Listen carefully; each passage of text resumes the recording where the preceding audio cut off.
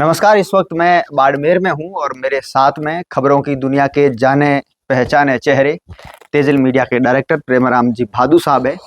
आज मैं इनके घर पे आया हूं और इस वीडियो में हम प्रेमाराम जी से इसको इंटरव्यू में नहीं कहूँगा बल्कि एक हाथा ही कहूँगा, और साथ ही साथ में इनके जो बिहाइंड द सीन है, इनका जो स्टूडियो है, घर का पूरा टूर और प्रेमाराम जी भादू की शुरुआत से लेकर के अब तक क्या पूरी जर्नी रही, क्या इन्होंने ऐतिहासिक काम किए, क्या इनका संघर्ष रहा, पूरी आपको विस्तृत जानकारी इस वीडियो के अंदर देखने को मिलेगी। तो प्रेमाराम जी, ये वीडियो मेरे चैनल पे जाएगा तो आपका मेरे चैनल पे स्वागत है। बहुत बहुत धन्यवाद। सबसे पहले तो आपका मेरे घर में स्वागत है जी। तेजा जी के चरणों में स्वागत है जी। और आपके दर्शकों का फिर स्वागत है। कैसे हैं आप? बढ़िया, बस आप पधारे। पत्रकारिता में बहुत सारे लोगों की जरूरत है, इसमें क्रांतिकारी लोग विचार रखे। बिल्कुल आए गुरु, हम आप जैसे जो महानुभव है, जिला स्तर पर रहते हैं, आप को देखते देखते हम लोग भी कोशिश कर रहे हैं कि सीखें कुछ इस दुनिया के अंदर। बस आए हैं दुनिया में और आप लोगों से सीख रहे हैं, सीखने की कोशिश कर रहे हैं। आप अच्छा काम कर रहे हैं, आपके बोलने का लहजा ठीक है, तरीका ठीक है। जी, थैंक बाकी ये दुनिया है, गलतियां ही निकालेगी, मदद करने कोई नहीं आएगा। बिल्कुल। ये तो भले ही आप किसी लाइन में हो, खास करके इसमें तो कोई मदद नहीं करता। ये तो देखा है हमने, आमतौर पे लोग कमियों पे ज़्यादा फोकस करते हैं कि इंसान गलती कहाँ पे करता है, लेकिन वो पॉजिटिविटी उसके जो अच्छे के अंदर होते हैं उनको शायद लोग देखना नहीं चाहते या फिर देखते नहीं हैं। वो एक अलग बहस है, उस बारे में हम कभी बात करेंगे। तेजा जी के मंदिर से शुरुआत करते हैं। बिल्कुल, तेजा जी के चरणों में धोख देते हैं। बिल्कुल। सबसे पहले सोशल मीडिया का दौर आता है, आप मान के चलिए तकरीबन 2010-12। मारवाड़ का ये इलाका, बाड़मेर का, उससे पहले जो हमारे बड़े बुजुर्ग थे वास्तव के अंदर तेजा जी के बारे में जानते थे, सुनते थे, लेकिन सोशल मीडिया के दौर के बाद में युवाओं के अंदर तेजा जी को लेकर के जो आस्था बढ़ती है, और अब तक हम देख रहे हैं कि हर गांव गली नुक्कड़ पे लोग ये चाहते हैं कि हम तेजा जी का मंदिर स्थापित करें, हम उनकी पूजा करें, सेवा करें। आप शुरुआत के अंदर ये मूर्ति, जहाँ तक मेरी जानकारी में है, आपने बहुत पहले ये लगाई थी। इस मूर्ति लगाने के पीछे क्या सोच थी, क्या पूरी कहानी थी? मैं हनुमानगढ़ सांगरिया 2000 में बीएड करने गया था। वहाँ लोग नागौर के आसपास के लोग थे। हनुमानगढ़ सांगरिया जी टाउन में कॉलेज थी, हनुमानगढ़ टाउन में। तो वो लोग कहते थे आपके कौन है? मैंने कहा हमारे तो रामदास जी है, खेमा बाबा। बिल्कुल। तो क्या हमारे तेजा जी है। फिर वहां से किताब मिली और उसके बाद में धीरे धीरे तेजा जी को जाना, पढ़ा। बाड़मेर जिले के आसपास के क्षेत्र में 2002 में मैं मूर्ति लेके आया मेरे घर में। अच्छा। 2007 में मैंने ये यहाँ स्थापित की। ठीक है। छोटा मंदिर था, फिर 13 में थोड़ा सा बड़ा बनाया। अभी तेजा दर्शन हुआ, तब ये और इसको भव्य रूप दिया, इसको अच्छा रूप दिया। मतलब बाड़मेर के आसपास के क्षेत्र में मैं ही तेजा जी का पहला भक्त हूँ जिसने अपने घर में मंदिर बनाया। मेरा मानना है कि पहले शिक्षण संस्थाएं खड़ी करो, फिर अपने आस्था के केंद्र बनाओ। मैंने पहले किसान कृषि स्कूल स्थापित की, फिर उसमें छोटा सा एक तेजा जी का मंदिर बनाया। मेरी आस्था है, समर्पण हूँ। लेकिन मैंने मेरे घर में मेरी जमीन में बनाया, मैंने दबा करके नहीं बनाई जमीन। बिल्कुल मैंने मेरे घर में, मतलब मेरी आस्था। प्रेम जी, मैं एक ये भी जानना चाहूंगा, प्रेमाराम भादू एक ऐसी शख्सियत है जिनको आज बाड़मेर और मारवाड़ के अंदर बच्चा बच्चा जानता है, लेकिन प्रेमाराम भादू को प्रेमाराम भादू बनने में कितना समय लगा और वो क्या संघर्ष के दिन थे, क्या संघर्ष करना पड़ा कि आज जो नाम, जो इज्जत, जो ये कमाया है, उसमें किस तरह का जो संघर्ष रहा, उसकी पूरी कहानी बताइए शुरुआत से लेकर के। मेरे घर में पहली 2 व्हीलर ये खड़ी है। अच्छा, ये वाली मेरे घर की 2 व्हीलर ये। कौन सा मॉडल है ये? निंदाणु का है। 99 2000 में। हाँ। तो ये स्टार सिटी तभी शुरू में आई थी। हाँ। पहले सुजुकी समुराई आती थी। अच्छा। हाँ। फिर ये आई तोगाराम जी मेघवाड़ के यहाँ एजेंसी थी। कैसे कैसे पैसे, खाता नहीं, चेक बुक नहीं, बड़ी मुश्किल से ये मोटरसाइकिल लाए थे। उसके बाद में 4 व्हीलर पहला मेरा ये गाड़ी, ये स्कूल बस थी। ये स्कूल बस कवास में स्कूल खोली मैंने पहले। अच्छा, कवास में किसान केसरी से पहले मेरे कवास में थी। अच्छा। फिर वहाँ बाढ़ आ गई। अच्छा। तो बाढ़ आ गई तो फिर ये बस भी, उससे पहले कोई मेरा शिष्य था, उसने रात को निकाल दी। तो ये मेरी गाड़ी आज मैं सजा के रखता हूँ, इस गाड़ी को बिल्कुल छाया में ढक करके आराम से। और उसके बाद में तीसरा साधन मतलब टेम्पू लाया जो बाहर खड़ा है। अच्छा। उसके बाद में मेरे घर में बसें आई, गाड़ियां आई। मेरी गाड़ी ये 2011 में लाया। लोगों का बहुत सपोर्ट मिला और सब कुछ मिलता गया। इधर आपको बताते हैं कि यहाँ जी स्कूल हॉस्टल, शुरुआत हालांकि हमने हॉस्टल से की थी। अच्छा, शुरुआत मैंने हॉस्टल से की थी। अच्छा, ये बच्चों के भोजन करने की जगह है यहाँ। अच्छा, यहाँ पे भोजन बच्चे भोजन करते हैं, ये रसोई बनी हुई है। ये मेरे जीवन का पहला ये मैंने प्लॉट खरीदा। अच्छा, ये प्लॉट तो खरीदा था पूरा, लेकिन मिला 15 बाई 15 का। क्यों ऐसा? इस टाइम पूरा था, जमीन ऐसे ही दबाई हुई थी, तो वो मेरे प्लॉट 10 साल तक मेरे प्लॉट जगह नहीं मिली। फिर प्लॉट ढूंढा 15 बाई 15 का, तो रास्ता नहीं मिला। फिर मैंने ये इधर वाले 2 प्लॉट लिए। तो हालांकि ये जमीन कम थी, लेकिन हम संतुष्ट थे। पहली मेरी ये ओरडी है बनी हुई, जिसमें नीचे सीढ़ियां लगी हुई है। उसके ऊपर ईंटें लगी हुई है। अब मैंने पतरे हाइट में ले लिए, तो अब ये और खड्डा हो गया। ये मेरा ये ढाणी है। कौन से आज तक मैं इसमें ही रह रहा हूँ। कौन से सन की बात है? ये 2006 में मैंने ओरडी बनाई है। अच्छा, 2006 की है मेरी ढाणी। 2006 में ये आप इसको देखोगे तो पहली ढाणी प्रेम जी। ये सीने हैं। सीनों के बाद में हमने इसके ऊपर ईंटें लगाई। तो ये देखो 3-4 बार हाइट बढ़ाई। ये सब आपके निशान दिख रहे हैं। हड़प्पा मोहनजोदड़ो की सभ्यता। ठीक है। फिर हम इसकी और हाइट बढ़ा दी। हाइट बढ़ा दी तो अब ये ऐसे ही पड़ा है। यही मेरी पहली ओरडी है। यही मकान है, बंगला है। आज तक हम इसमें ही रह रहे हैं। ये बात मुझे आपकी बहुत अच्छी लगी कि आप ये जो इसको अपना पहला घर बता रहे हैं। दूसरी बात अच्छी ये लगी, अब साफ सफाई की है। हाँ, यही मेरी रसोई है। ये दूसरी बात मुझे अच्छी ये लगी कि वो जो बस आपने कहा, मैं कहीं ना कहीं इसको इसकी पूजा करता हूँ, ऐसे इसको संभाल के रखता हूँ। तो लोग क्या है ना कि आज के समय का जो जनरेशन है, आज का जो युग है, लोग अपने पुराने अतीत को भूल जाते हैं। मुझे लगता है कि भूलना नहीं चाहिए, और आप वाकई में उस तरह की बात करें तो वो मुझे अच्छी बात लगी। ये बिल्कुल। उसके बीच में आपको यही बताता हूँ, जैसे मैंने वीडियो डाला था कुत्तों का, तो ये ऐसे पूरे दिन खेल रहे हैं। अच्छा, मजे से। इसके अंदर ये 6 के 6 ऐसे बैठे हैं, बहुत वायरल हुआ आराम से, और ये यहाँ खेल रहे हैं आराम से। ये कोई गंदगी करे, कहीं पेशाब करे, इन सबको छूट है। हम साफ करते हैं, लेकिन इनको कोई कुछ नहीं कहता। ये हमारे घर में घूमते रहते हैं। अब मैं उसी विषय पर आता हूँ। ये रसोई है, बच्चों के लिए खाना बनता है यहाँ। अच्छा, हॉस्टल की। बिल्कुल। और हमारे लिए भी यही है। मैं कह रहा हूँ हम तो लकड़ी पर ही खाना बनाते हैं। तो आपके प्रश्न का उत्तर मैं अब देता हूँ कि पहली गाड़ी मेरे घर में कितनी मुश्किल से आई। एक सपना मतलब पूरा हुआ कि मेरे भी मोटरसाइकिल हो सकती है क्या। बिल्कुल। तो मेरे मोटरसाइकिल आई। ठीक है। फिर स्कूल खोलने के बाद में ऐसा मन में आया कि अपने कोई गाड़ी हो सकती है क्या। तो ये मैं गाड़ी लाया। तो जब ये 2002 में मैंने गाड़ी खरीदी, तो रजिस्ट्रेशन नहीं होता था बसों का। लोगों को पता ही नहीं कि रजिस्ट्रेशन कौन से नियमों के अनुसार होता है। ये मेरे निजी स्कूलों की पहली बस है जो किसान कृषि में आई है। बिल्कुल। ये टाटा 207 पर उस पर बनी हुई। और तरीका ये देख लो, गांव में रहते जैसे देखो, गरीब की झोंपड़ी देख लो आप। ये मतलब लकड़ी पर रोटियां बना रहे हैं। सिटी में रहता है, लेकिन फिर भी रहता देसी तरीके से। देसी क्या है, गरीब की झोंपड़ी ऐसी। देसी तो अब क्या है, फिर तो अपने देसी कर रहे हैं। मजबूरी है। ये लोग आज तक मुझे कह रहे हैं मकान नहीं है पेमाराम के। तो वो मेरी ओरडी है। ये लकड़ियां यहीं बैठ करके रोटी बनाते हैं। बिल्ली कुत्ते ये सब है, हमारे परिवार के सदस्य मानते बेचारों की सेवा कर रहे हैं। यही आप देख लो, ये हमारा बंगला है, ये गाड़ी है। ये पॉजिटिव लोग हैं आप जैसे, जिनको ये लग रहा है। तो प्रशंसा भी बहुत कर रहे हैं लोग, गालियां भी बहुत दे रहे हैं। बुराई करने वालों की कोई कमी नहीं है। तो लेकिन रेशियो ऑफ पॉपुलेशन प्रशंसा वाले ज्यादा है। लेकिन इससे फूलने की जरूरत नहीं, क्योंकि ऐसे प्रशंसा के मौके मेरे जीवन में बहुत आए। मैं कॉलेज में था तो लोग ये कहते थे इनके बराबर छात्र नेता नहीं। टाइगर फोर्स हमने बनाया, किसान छात्र संघ हमने बनाया, निजी स्कूलों में आया या मीडिया में आया। मैं जिस क्षेत्र में गया लोगों ने कहा बहुत, लेकिन यहाँ एक समर्थक और एक विरोधी, ये तो दोनों ने मेरा पीछा छोड़ा ही नहीं। प्रेम जी, जहां तक मुझे लगता है कि यूथ तेजल मीडिया को पसंद करता है, तो उसके पीछे सबसे बड़ी वजह मुझे लगता है कि जिस तरह से आपका जो एक लंबा जीवन जीने का जो अनुभव है, जो राजनीतिक है, जो सामाजिक स्तर पर आपने जो काम किया, जो नाम कमाया, मुझे लगता है इसी वजह से लोग तेजल मीडिया पे ट्रस्ट करते हैं, प्रेमाराम भादु पे ट्रस्ट करते हैं। क्या मानते हैं आप? लोगों का प्यार है, कुछ बातें सही भी है। आदमी को संघर्ष करना है, जिंदगी भर करना है, और ये एक दिन का काम नहीं है। बिल्कुल। मैंने छात्र जीवन में मैं रहा, स्कूल लाइन में रहा, सब जगह मेरी कोशिश रही कि सकारात्मक काम होगा।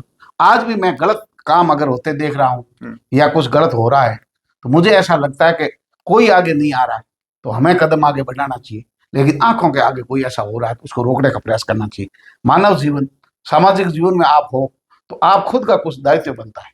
भगत सिंह पड़ोसी के घर में पैदा होंगे और हमें आजादी दिलाएंगे, इस मानसिकता से बाहर आकर के घर से शुरुआत करनी होगी, ऐसा मेरा मानना है।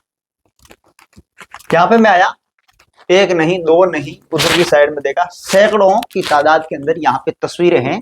कोई ऐसा भगवान नहीं है, कोई ऐसा महापुरुष नहीं है जहां तक मुझे लगता है कि आपके घर में कोई तस्वीर नहीं है। और एक धड़ा ऐसा भी है जो ये मानता है कि प्रेमाराम भादु जातिवाद करते हैं या फिर वो एक अलग प्रकार की पत्रकारिता करते हैं। क्या जवाब देंगे उन लोगों को? आप ये मेरा एंट्रेंस है यहाँ से, ठीक, भले ही आप किसान केसरी का उधर गेट है, उनके ऑफिस में आप घुसो तो आप यहाँ नजर अगर डालेंगे तो उनकी गलतफहमी ये चीजें देख करके होनी चाहिए। अगर अपने लोगों की आवाज उठना जातिवाद है तो हर आदमी करता है, बिल्कुल, जो समाज का नहीं, खुद का नहीं, अपने लोगों का नहीं, उस पत्रकारिता में या सामाजिक क्षेत्र में, जिस क्षेत्र राजनीतिक क्षेत्र में हो तो फिर तो उसका कोई मतलब है नहीं आपके होने का नहीं होने का। लेकिन आप दूसरों के प्रति हे भावना रखते हो, घृणा फैलाते हो, दूसरों के महापुरुषों का अगर सम्मान नहीं करते हो, दूसरे के धर्म के अगर आप सम्मान नहीं करते हो तो आप कहलाते हो जातिवादी। मैंने कभी भी किसी के खिलाफ जहर नहीं उगला, हालांकि लोग मुझे टारगेट करके जहर उगलते रहते हैं, लेकिन आप यहाँ अगर दृष्टि डालोगे तो आपको पता चलेगा कि सबसे बड़ा या तो माँ तेजा जी का फोटो है एंट्रेंस पर, यहाँ आप देखोगे बाबा साहब का है, बिल्कुल, मेरे आराध्य मतलब हम सब के आराध्य तेजा जी का है, सरस्वती का ये मंदिर है तो सरस्वती माता के हैं।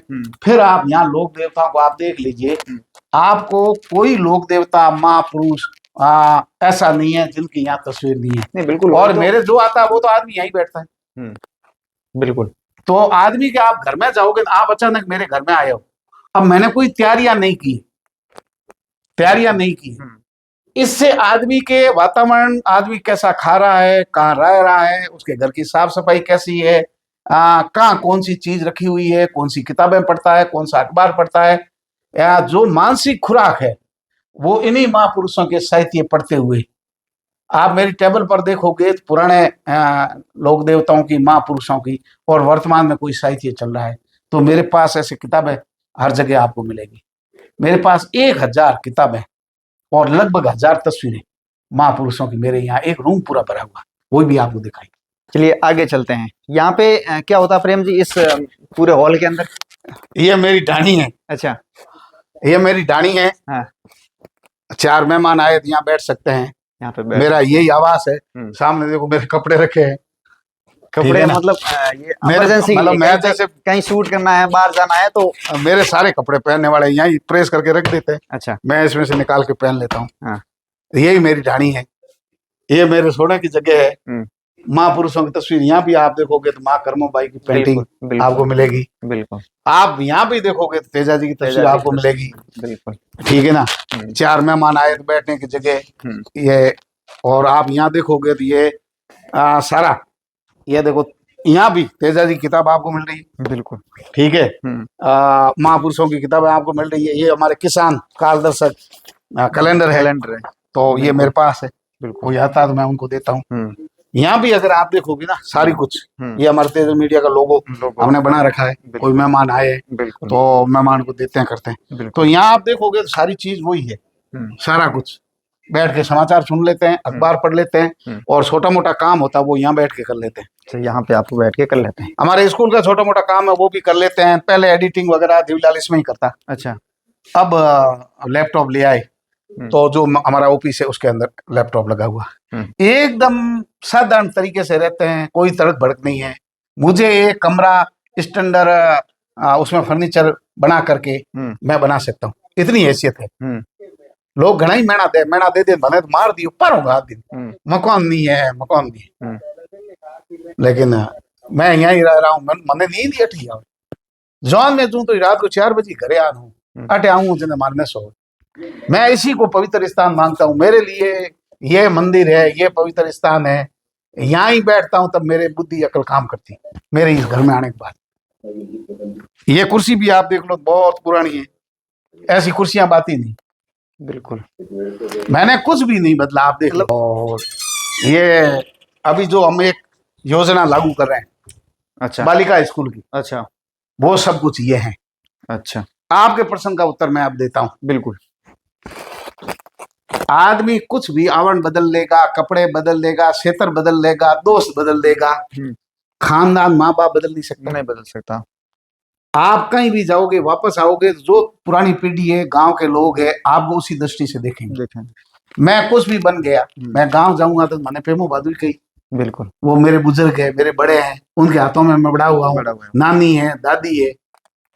लेकिन आप काम कर रहे हो, जिस क्षेत्र में रह रहे हो, उस जगह आपके लोग जी लगे। लेकिन जो लोग जी लगाए जैसे बन जाओ। जो लोग बदलते हैं उनको लेकर क्या कहना चाहेंगे? जो बदलते हैं या बदलने की सोच रखते हैं, मतलब एक दिखावटी रूप से लोगों के सामने पेश आते हैं कि नहीं हम तो सिर्फ हम हैं, लेकिन वो हम भी नहीं होते हैं, उनके लिए क्या कहना चाहेंगे? मेरा व्यंग्य रहता, मैं जो भी लेख लिखता हूँ, खबरें करता हूँ, इन पर मैं व्यंग्य, सटीक व्यंग्य करता हूँ कि आप बदलो मत, धरातल से आप जुड़े रहो, जमीन से जुड़े, आप बदलो मत। कोई शर्म नहीं आनी चाहिए कि आप हकीकत में धरातल में क्या हो। अपने वो हगई भाई पावड़ो हगी डोंडो, ठीक है, हगई मारे मिट्टी रो, मारे एक तरह तरह प्रजापत है, वो तो दिन जे भी मत रोटियों बनाओ, लकड़ियों मत बनाओ। आप आए तब खाना बन रहा था, आपने देखा, बिल्कुल, बाजरी की रोटी आटे नीचे बैठ हूँ एक जिम्मे, आप आए अचानक ही आए। बिल्कुल बिल्कुल। आदमी के बदलने हैं, आप विचार बदले, आदतें बदले, सिद्धांत बदले, अच्छे लोगों के साथ बैठे, आपके विचारों में टेक्नोलॉजी आनी चाहिए, नवीनता आनी चाहिए, उस क्षेत्र में आप आगे बढ़ो तो लोग आपको मांगे। आप किसी झोंपड़ी में बैठे हो, झोंपड़ी का मतलब गुदड़ी का लाल साबित होता है आजकल।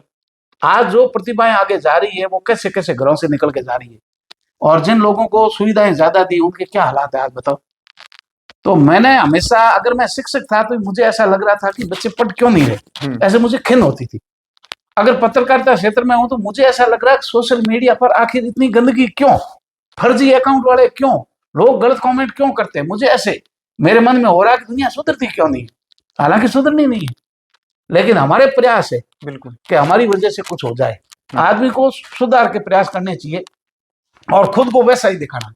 मेरे ये लोग कहते हैं कपड़े पहनने का ढंग नहीं है, मैं ये ऐसे जबा पाजामा, आप खबरों में देखते हो धोती पहन ली, कभी जबा पाजामा पहन लिया, बिल्कुल, और लोग कहते हैं कि ये क्या पत्रकार बनेंगे, इनको कपड़े पहनने के ढंग नहीं है। जबकि मैं ऐसे ही रहता हूँ, इस तरीके से रहता हूँ, लोग मुझे पसंद करते हैं। बिल्कुल करते हैं, इस बात में कोई किंतु परंतु वाली बात नहीं है। प्रेमाराम भादु एक जाने पहचाने शिक्षक थे, सामाजिक कार्यकर्ता थे। पत्रकारिता की जर्नी कैसे शुरू हुई, क्या कहानी उसके पीछे की? ये तो बड़ा दर्द है।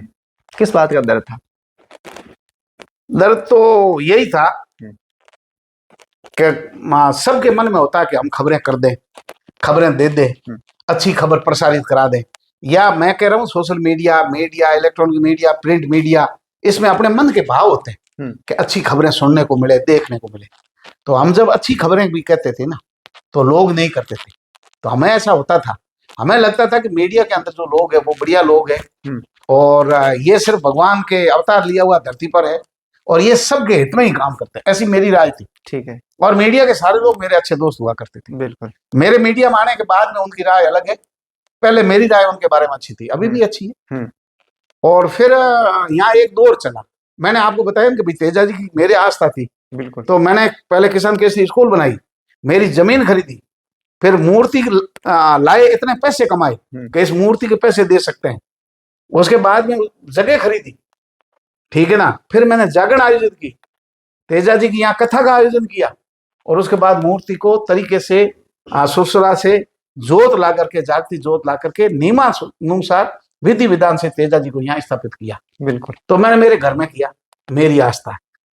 ऐसे ही तेजा जी को लोग गालियां देने लगे, अपने लोगों को गालियां देने लगे, सामाजिक जो अंगुलियां उठाने लग गए, तब मेरे बैठे बैठे दर्द हो रहा। मैं कह रहा हूँ मैं सामाजिक कार्यकर्ता ज्यादा हूँ, बाकी चीजें कम है, मेरे अंदर हमेशा वो कीड़ा है ना समाज सेवा वाला, वो भरा हुआ है। बिल्कुल। कॉलेज में था, किसान छात्र संघ बना दिया, युवा अवस्था में आया, वीर तेजा टाइगर फोर्स बना दिया, निजी स्कूलों में आ गया, जहां भी रहा मेरे हैसियत से मैं संगठन का नेतृत्व करता रहा। बिल्कुल। फिर इस लाइन में आ गया, तो फिर मैंने बहुत सारे लोगों को प्रेरित किया, आप जैसे कुछ लोग थे, उनको कहा, मैंने कहा पत्रकार बनो, मीडिया में गलत चल रहा है, आप उसको जवाब दो। बिल्कुल।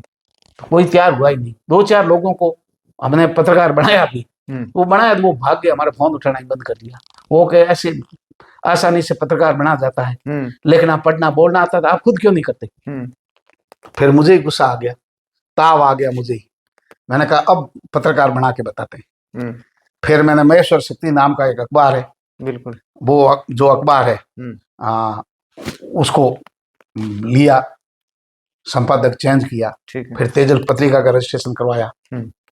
फिर मैंने कहा अखबार तो चल ही नहीं रहा, कोई पूछ ही नहीं रहा। फिर चैनल बनाया, तो 2 महीने तक तो पता ही नहीं चला कि खबरें कैसे करनी है, पढ़ना कैसे है।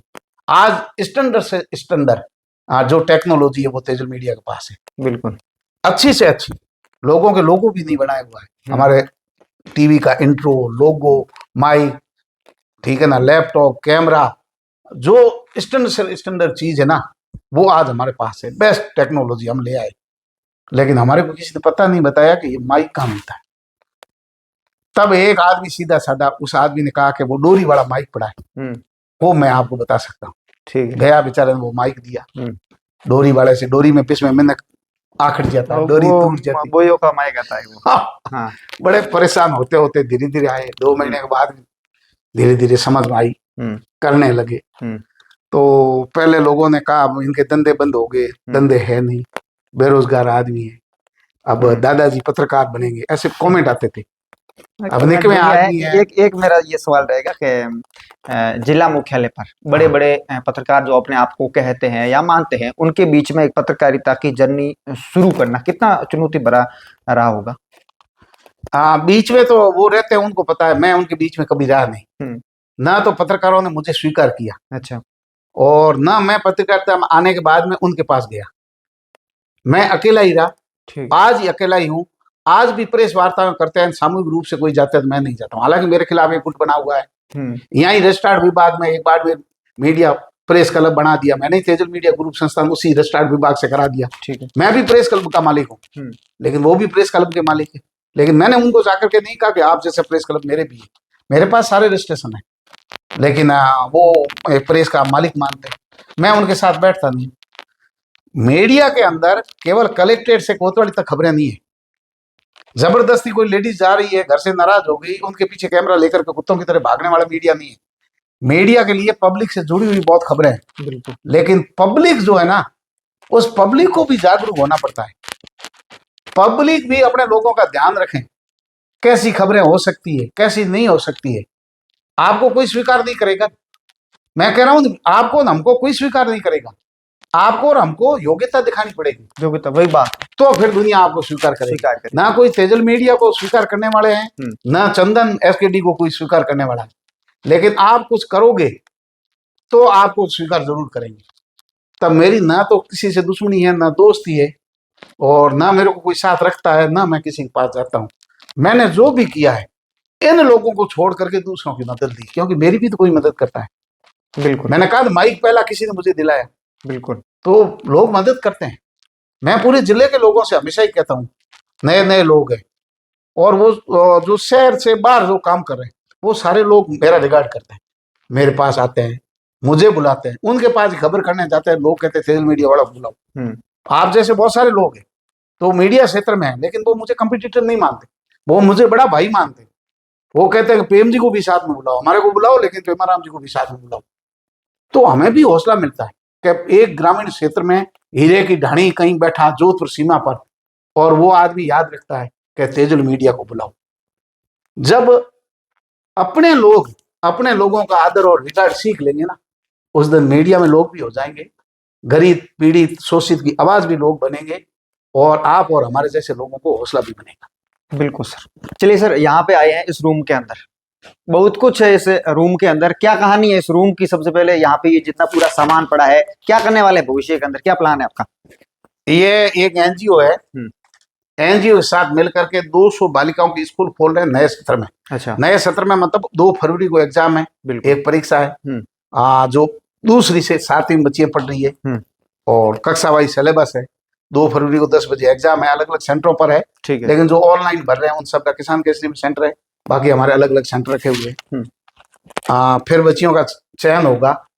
ये पूरी सामग्री है जो हमने पूरी तैयारी कर ली, मतलब ये कपड़े से भरा हुआ थान है, आप देख लो। अच्छा, इसमें पूरा कपड़ा है, ठीक है, ये यूनिफॉर्म हम लोग देंगे। हम्म। इसमें आप सिस में भी देखोगे ये पूरा भरा हुआ है। अच्छा इसको भी आप देखोगे तो इसमें यूनिफॉर्म है, आप देख लीजिए। अच्छा, हाँ ये तमाम यूनिफॉर्म है। ये ठीक है ना, बिल्कुल। बच्चों के यूनिफॉर्म है। ये सारे बैग है, बैग है। ये सामग्री है, पाठ्य सामग्री। इसमें बैग है। अच्छा। ये उधर सारी कॉपियां हैं। मतलब रबड़, शॉर्पनर, पेंसिल से लगाकर सारी सामग्री हमने इकट्ठी कर ली। सब कुछ है। वो संस्था कह रही थी कि हम बच्चों को फ्री पढ़ा रहे हैं और हमारे को बिल्डिंग चाहिए। तो हमने कहा वो 100 बच्चे पढ़ा रहे थे, हमने कहा भाई 100 बच्चों की स्कूल नहीं चल सकती ना। बिल्कुल। तो 100 बच्चे और पढ़ाओ, हम आपकी मदद करते हैं। तो हमारे भी एक टीम बनी हुई है जो अलग अलग जगह लड़कियों की जो शिक्षा है उसमें मदद कर रहे हैं। फिर हमने कहा भाई हम आपके साथ हैं, आपके पास अगर खर्चा ज्यादा हो जाएगा तो मैं बिल्डिंग का किराया नहीं लूंगा, आर्थिक मदद भी आपकी करेंगे, लेकिन आप एक बार 200 बच्चियां पढ़ाओ। 200 बच्चियों का मतलब क्या हुआ, तीसरी से 8वीं नई कक्षा में भर्ती होंगे तो 35-35, 32-32 बच्चे हो जाएंगे, तो पूरी क्लास हो जाएगी। बिल्कुल। उनके पास उनके खुद के पाठ्य सामग्री है। हालांकि पाठ्यक्रम राजस्थान माध्यमिक शिक्षा बोर्ड यानी जो राजस्थान पाठ्य पुस्तक मंडल का जो है अधिकृत राज्य सरकार वही चलाएगी, लेकिन उनके पढ़ाने के तरीके अलग, गैजेट्स वो है।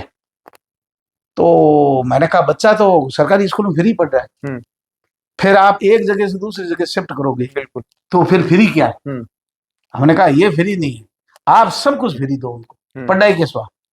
फिर ये सारी चीज सामग्री पूरी खरीदी। अच्छा। ये पूरे बंडल के बंडल कॉपियां, 1000 कॉपियां पड़ी, आप देख लो। ये सारी सामग्री ले आए। बिल्कुल। और हमने टारगेट क्या, बच्चियां तो 200 भर्ती कर रहे हैं, लेकिन सामग्री हमने 700 के हिसाब से इकट्ठी की। 2-3 साल इनकी तरफ नहीं देखना पड़े, फिर वही है बच्चों की पढ़ाई कैसे हो। बिल्कुल। और आजकल संस्था के लोगों पर भरोसा कौन करता है। आज अगर कोई एडमिशन करेंगे या मैं मेरी संस्था दूंगा तो लोग तो मेरे से सवाल पूछेंगे, लोग कहेंगे कि आपका भी इसमें हित है वगैरह वगैरह, मतलब कहीं ना कहीं कोई सवाल वो कल भाग जाए तो कल वो भाग जाए संस्था वाले तो लोग सवाल अपने से पूछेंगे। बिल्कुल।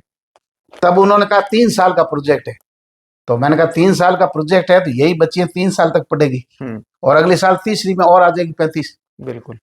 कोई जाएगी उनको लेना, आंकड़ा 200 का है, लेकिन अगली साल जो बच्चियां तीसरी में, अगली साल ये चौथी में आ गई, तो हर साल तीसरी में नया एडमिशन होगा। बिल्कुल। और जो 8वीं बच्चियां ये 10वीं तक पढ़ेगी। तब मैंने कहा 3 साल के प्रोजेक्ट के हिसाब से आप सामग्री उपलब्ध कराओ, आपके बिल्डिंग किराया नहीं देना तो हम फ्री उपलब्ध करवाते हैं, और इसमें कोई मदद जो चाहिएगी तो हम करेंगे। लेकिन ये पूरा प्रोजेक्ट है जिस पर हम काम कर रहे हैं। सारी सामग्री यहाँ आ गई है, ये कंप्यूटर क्लास बनाएंगे, पीछे कंप्यूटर पड़े सारे, बढ़िया क्लास, और एक स्मार्ट क्लास तैयार हो रही है, ऊपर आपको बताएंगे। सब कुछ है।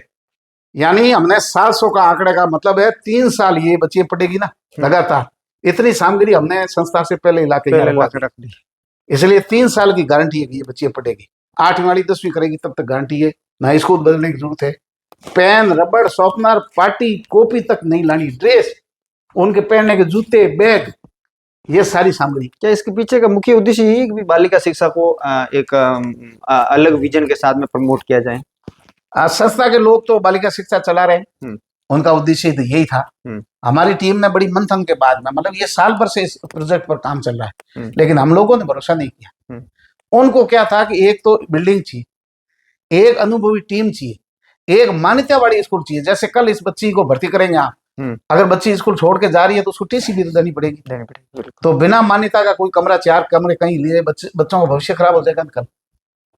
और अगर वो एनजीओ है और एनजीओ कहीं से ऐड ले रहा है तो मान्यता प्राप्त स्कूल नहीं है, संसाधन नहीं है, स्कूल की तरह स्कूल नहीं चल रहा है, तो उनको ऐड के पैसे भी तो नहीं मिलेंगे। तब हमारे तो एक ही मंशा थी कि भाई बेटियों को आप सही तरीके से पढ़ाते हो, संचालन हमारी टीम उनके साथ कर रही है, वो शिक्षक उपलब्ध करवाएंगे, सामग्री उपलब्ध करवाएंगे, और उनका आदमी बैठ के ऑफिस मैनेजमेंट हम साथ में दे रहे, पूरा उनको नहीं दे रहे। बिल्कुल। मैनेजमेंट हम है, उनका आदमी बैठेगा, ऑफिस संभालेगा, उनके जो काम है वो है, सामग्री देनी है, क्या देना है, कैसे देना है, वो सारा उनका है। स्टाफ वो उपलब्ध करवाएंगे, सब कुछ है। लेकिन हमने भी बदले में कहा कि भाई आप आंकड़ा बढ़ा दो और हम आपकी मदद कर देंगे। आपके जो किराए में पैसे दोगे हमें, वो पैसे आप बेटियों पर खर्च कर दो। बिल्कुल। तो 100 की जगह 200 बेटियां हो गई। अब एक बढ़िया सा स्कूल चल गई। 3 साल के अंदर आंकड़े ये बढ़ते बढ़ते 3 साल के अंदर हर साल 3500 एक बच्चियां और बढ़ गई, मतलब यही बच्चियां 350 हो जाएगी। तो 350 का मतलब है अगर तीसरी से 10वीं तक, पहली दूसरी के बच्चे समझते हाँ नहीं, समझते नहीं, इसलिए उनको भर्ती नहीं किया। बिल्कुल। और केवल लड़कियों की स्कूल है। और ये पहला विद्यालय बाड़मेर जिला मुख्यालय पर कोई निजी क्षेत्र का जो बालिका स्कूल है, मुख्यालय पर नहीं, बिल्कुल। आसपास के क्षेत्रों में कई निजी स्कूल फ्री, या तो ये यहाँ चल रही है अजीज प्रेम जी फाउंडेशन, हाँ जो चला रहा है, बढ़िया अच्छी चला रहा है। और उनके जो काम करने के तरीके हैं, मैं जाता रहता हूँ, नजदीकता से मैंने देखा।